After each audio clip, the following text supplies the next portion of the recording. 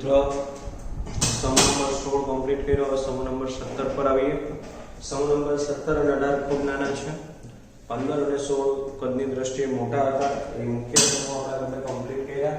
હવે જોઈએ સમૂહ નંબર 16 માં પરમાણુ ક્રમાંક પર આપણે આગળ વધીએ તો આ પ્રમાણે આપણા તત્વો છે અને એ તત્વોના પરમાણુ ક્રમાંક મેં અહીંયા દર્શાવ્યા છે. તો જોઈએ પરમાણુ ક્રમાંક કઈ રીતના રહેશે. સમૂહ નંબર 17 ના તત્વોમાં સૌથી પહેલા ફ્લોરીન આ બધા આપણે હેલોજન સમૂહ તરીકે ઓળખવામાં આવે છે. સામાન્ય ઇલેક્ટ્રોન રચના એમની જે છે આપણે ખબર છે કે NH2np5 છેલ્લે 5 રહેશે. પરમાણુ ક્રમાંક 9 નંબર પર ફ્લોરીન, 17 નંબર પર ક્લોરીન, 35 પર બ્રોમિન, 53 નંબર પર આયોડીન, 85 નંબર પર એસ્ટેટાઇન અને 117 પર જે નવું લેટેસ્ટ ટેનેસિન. તો આટલા તત્વો અંદર લેવામાં આવશે. ઇલેક્ટ્રોન રચનામાં NH2np5 આવી જશે. અહીંયા હિલિયમ છે અને નિયોન છે. 3s2 3p5 argon 4s2 electron રચનામાં 4d 10 5s2 5p 5 મતલબમાં NH2np5 આ જે સિસ્ટમ છે 25 એ ઉપર છેલ્લે આવવું જોઈએ. 25 આગળ જે કક્ષાઓ જરૂર હોય તે. ઓક્સિડેશન અવસ્થામાં ફ્લોરીન -1 સામાન્ય રીતે વધુ વિદ્યુત ઋણતાના કારણે દર્શાવે છે. અપવાદમાં +1 ઘણા સંયોજનોમાં આવી શકે છે પણ બહુ ઓછા છે સંયોજન એટલે -1 સ્વીકારેલું છે આપણે. હવે અહીંયા જોઈએ ક્લોરીન થી બધા જ તત્વો જે એસ્ટેટિન સુધી તો -1 +1 +3 +5 +7 સુધી કારણના ઓક્સી એસિડ જે છે એ પોઝિટિવ ઇલેક્ટ્રોન રચના ધરાવે છે. આપણે આગળ જોશું. તો આ બધાની સેમ છે. તમે અહીંયા આ રીતે ડેશ લખ્યું છે. બધાની સેમ ઇલેક્ટ્રોન રચના દર્શાવે છે. ઓક્સિડેશન અવસ્થા દર્શાવે છે. સ્વરૂપ અવસ્થા જો F2 સ્વરૂપે મળે વાયુ હોય, Ca2 સ્વરૂપે મળે વાયુ, Br2 સ્વરૂપે મળે પ્રવાહી, I2 સ્વરૂપે મળે ઘન. આ રેડિયો સક્રિય છે. TS રેડિયો સક્રિય, ટ્રાન્સલેશિક રેડિયો સક્રિય છે. અર્ધાયુષ્ય માત્ર મિલિસેકન્ડમાં છે. પ્રાપ્તિ સ્થાનમાં ફ્લોરીન ફ્લોરસ્પાર એક ખનિજ છે. Cl2 જેને આપણે ફ્લોરસ્પાર તરીકે ઓળખશું. Cryolite Na3NO6 Cl9PO6 Cl2 ફ્લોરેપેટાઇટ. થોડી માત્રામાં નદીના પાણીમાં, વનસ્પતિમાં, આપણે પ્રાણીઓના હાડકા અને દાંતમાં જોવા મળે ફ્લોરીન. ફ્લોરીનની વાત કરીએ તો NaCl સમુદ્રના પાણીનું વજનના 2.5% રૂપે. KCl MgCl2 જેને આપણે કાર્બોનાઇટ કહીએ. આ ઉપરાંત બીજી Cl વાળી ખનિજ KCl છે. બ્રોમિનમાં NaBr, KBr, MgBr નું દ્રાવક સ્વરૂપે. આયોડીનની વાત કરીએ તો NaIO3 સોડિયમ આયોડેટ તરીકે ઓળખવામાં આવે. NaIO3 ને વિવિધ સામુદ્રિક વનસ્પતિમાં 0.5% સુધી આયોડીન રહેલું છે. I2 ચીલી સોલ્ટપીટર જેને આપણે NaNO3 કહીએ. તો ચીલી સોલ્ટપીટરમાં 0.2% સુધી સોડિયમ આયોડેટ છે. આ ટેનેસિન જે છે રેડિયો સક્રિય ટ્રાન્સલેશિક લેબમાં બને. અર્ધાયુષ્ય માત્ર મિલિસેકન્ડમાં છે. એનું બહુ ઓછું આયુષ્ય કહેવાશે મિત્રો. મતલબ આ જનરલ માહિતી બધા સમૂહમાં આપણે લીધેલી એવી રીતે મેં તમને સમજાવ્યા. આપણે સમય નહીં બગાડીએ. હવે આપણે આગળ વધીએ. એમની પરમાણુ અને આઈય ત્રિજ્યા, પછી આયનીકરણ એન્થાલ્પી, પછી ઇલેક્ટ્રોન પ્રાપ્તિ એન્થાલ્પી, વિદ્યુત ઋણતા, ભૌતિક ગુણધર્મો, આવા બધા પોઈન્ટ પર આપણે જશું. તો મિત્રો MCQ બેઝ પોઈન્ટ બધા છે એટલે ધ્યાન દેશો. સમૂહ 17 ના તત્વોની પરમાણુ ત્રિજ્યા અનુવર્તી આવર્તમાં રહેલા અન્ય તત્વોની સરખામણીએ સૌથી ઓછી હોય છે. કારણ કે આવર્તમાં ડાબી બાજુથી જમણી બાજુ તરફ ત્રિજ્યા ઘટે તો સિમ્પલ છે કે 17 માં છેલ્લે આવે છે એની ઓછી હોવાની. તો આપણે ભણીએ આ પહેલો સમૂહ, આ 18મો સમૂહ. આ ડાબીથી જમણી આમ ત્રિજ્યા ઘટે છે આવર્તમાં, સમૂહમાં વધે. આપણને ખબર છે 11મા ધોરણમાં આવતું તો એ સિસ્ટમથી આપણે ચાલીએ છીએ. એટલે સૌથી ઓછી હોય છે કારણ કે હેલોજન તત્વ મહત્તમ અસરકારક કેન્દ્રીય વીજભાર ધરાવે છે. બીજા આવર્તમાં સમૂહ નંબર 17 નું F તત્વ અન્ય તત્વો કરતાં સૌથી ઓછી પરમાણુય ત્રિજ્યા ધરાવશે. પહેલું છે એટલા માટે. સમૂહમાં ઉપરથી નીચે તરફ એટલે કે ફ્લોરીન થી આયોડીન તરફ જાઓ એટલે ઉપરથી નીચે તરફ જાઓ એમ ત્રિજ્યા વધશે. તો આપણે હમણાં જ ઘંટામાં કક્ષા વધારે ત્રિજ્યા વધે છે. આયનીકરણ એન્થાલ્પીની વાત કરીએ. સમૂહ નંબર 17 ના તત્વો ઇલેક્ટ્રોન ગુમાવવાનું ઓછું વલણ, કારણ કે ઇલેક્ટ્રોન મેળવે છે અષ્ટક પૂર્ણ કરવા માટે. એટલે ઇલેક્ટ્રોન મેળવે છે એટલે ગુમાવવાની વાત જ ન આવે. એટલે એના કદ પણ નાના છે, તેથી ઊંચી આયનીકરણ ધરાવશે. સમૂહમાં ઉપરથી નીચે તરફ જતા પરમાણુ કદ વધવાને કારણે આયનીકરણ એન્થાલ્પી કેટલી છે ઘટે, ઉપરથી નીચે આવે ઘટતી જશે. નેક્સ્ટ ઇલેક્ટ્રોન પ્રાપ્તિ.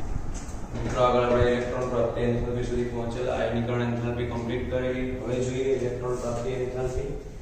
તો સમૂહ 17 ના તત્વો માટે ઇલેક્ટ્રોન પ્રત્યે એન્થાલ્પી મહત્વની રહેશે, આઈએમપી રહેશે, કારણ કે એમાંથી એક કારણ બને છે F કરતા Cl ની કેમ વધુ છે. 11મા નોટમાં આપણે ભણી ગયેલા છીએ એ કારણ. ચાલો આગળ વધીએ. તો આવર્તમાનના તત્વો પૈકી હેલોજન તત્વની ઇલેક્ટ્રોન પ્રત્યે એન્થાલ્પીનું મૂલ્ય વધુ ઋણ હોય છે, કારણ કે સરળતાથી ઇલેક્ટ્રોન મેળવી જાય છે એટલે વધુ ઋણ હોય છે. આનું કારણ હેલોજન તત્વ અમદાવાદ તત્વ જેવી સ્થાયી ઇલેક્ટ્રોન રચના પ્રાપ્ત કરવા માટે એક જ ઇલેક્ટ્રોન ફૂટે છે, આથી વધુ ઊર્જા મુક્ત થાય છે. એક ઇલેક્ટ્રોન મેળવી લે એટલે સ્થાયી થઈ જાય, ઊર્જા મુક્ત કરી દે. એટલે 17 હોય અને બાહ્યતમ કક્ષામાં 7 હોય એટલે એક મિનિટ અષ્ટક પૂર્ણ કરે એટલે નિષ્ક્રિય વેલ્યુ જેવી ઇલેક્ટ્રોન સ્થાયી રચના પ્રાપ્ત થાય અને પછી એમાંથી ઇલેક્ટ્રોન દૂર કરો તો વધુ ઊર્જાની જરૂર પડશે. એટલા માટે સમૂહ 17 માં ઉપરથી નીચે તરફ જતા તત્વોની ઇલેક્ટ્રોન પ્રાપ્તિ એન્થાલ્પીનું મૂલ્ય ઓછું ઋણ થતું જાય. F ની સૌથી વધુ ઋણ 4 પછી ધીરે સોરી Cl ની સૌથી વધુ પછી નીચે જવાનું ઘટતું જાય, ઓછું ઋણ થતું. આ એક આપણા માટે મહત્વનું બનશે. આ કારણ સ્વરૂપે આપણે પૂછાતું F કરતા Cl તત્વની ઇલેક્ટ્રોન પ્રાપ્તિ એન્થાલ્પીનું મૂલ્ય વધુ ઋણ છે સમજાવો. તો આમ થવાનું કારણ નવો ઇલેક્ટ્રોન F માં 2p કક્ષકમાં અને Cl માં 3p કક્ષકમાં ભરાય છે. આપણને ખબર છે કે ભાઈ આવી રીતે બેયના કેન્દ્રો દોરો. આ પહેલી કક્ષક, આ બીજી કક્ષક, આ પહેલી, આ બીજી, ને આપણે એમાં ત્રીજી લઈએ તો F અને Cl હોય તો F માં ઇલેક્ટ્રોન આ બીજી, આ પહેલી ને બીજી જાય, આ પહેલી, બીજી, ત્રીજી, Cl માં ત્રીજીમાં જાય, નવા ઇલેક્ટ્રોન મેળવી. તો F માં 2p કક્ષકમાં, Cl માં 3p કક્ષકમાં ભરાય છે. આમ 3p કક્ષક કરતા 2p કક્ષકમાં ઇલેક્ટ્રોન વચ્ચેનું અપાકર્ષણ વધુ હોય, કારણ કે આમાં નજીક નાની કક્ષાએ ઇલેક્ટ્રોન નજીક આવશે એટલે આ બે વચ્ચે અપાકર્ષણ વધી જશે. જ્યારે આમાં તમારી પાસે સ્પેસ મોટી છે, કક્ષક મોટી છે એટલે અપાકર્ષણ ઓછું થશે. ઇલેક્ટ્રોન વચ્ચેનું અપાકર્ષણ વધુ હોય એમાં આવનાર ઇલેક્ટ્રોન વધુ આકર્ષણ અનુભવતો નથી, કારણ કે અપાકર્ષણમાંથી જલ્દી અંદર એન્ટ્રી મળતી નથી. આથી F ની ઇલેક્ટ્રોન પ્રાપ્તિ એન્થાલ્પીનું ઋણ મૂલ્ય ઓછું છે. જ્યારે Cl ની 3p કક્ષકમાં ઇલેક્ટ્રોન વચ્ચે અપાકર્ષણ છે પણ ઓછું છે. આની સરખામણીમાં આમાં ઓછું અપાકર્ષણ છે Cl માં, આમાં વધુ અપાકર્ષણ હતું. તો ઓછું અપાકર્ષણ લાગતું હોવાથી Cl ની ઇલેક્ટ્રોન પ્રાપ્તિ એન્થાલ્પીનું મૂલ્ય ઋણ મૂલ્ય વધુ હોય છે. વિદ્યુત ઋણતાની વાત કરીએ. હેલોજન તત્વોની વિદ્યુત ઋણતા વધુ હોય છે. સમૂહમાં ઉપરથી નીચે તરફ જતા વિદ્યુત ઋણતા ઘટે છે. નીચે તરફ જતા વિદ્યુત આવર્ત કોષ્ટકમાંના બધા તત્વો પૈકી ફ્લોરીન તત્વ જેની વિદ્યુત ઋણતા આપણે 4 લીધેલી છે, વિદ્યુત ઋણતા સૌથી વધુ છે, 4 છે.